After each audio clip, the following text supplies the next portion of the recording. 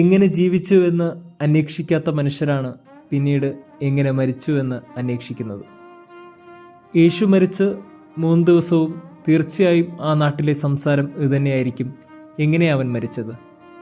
ഈ ചോദ്യം മാറി മാറി എല്ലാവരും ചോദിക്കുമ്പോഴും ചോദിക്കാതെ പോയൊരു ചോദ്യമുണ്ടല്ലോ, എങ്ങനെ അവൻ ജീവിച്ചത്.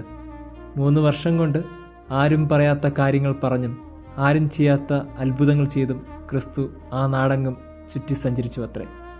അതാണ് ക്രിസ്തുവിൻ്റെ ഒരു പ്രത്യേകത. എന്നിട്ടും അവൻ എങ്ങനെ ജീവിച്ചുവെന്ന് അവരാരും തിരിച്ചറിഞ്ഞില്ല.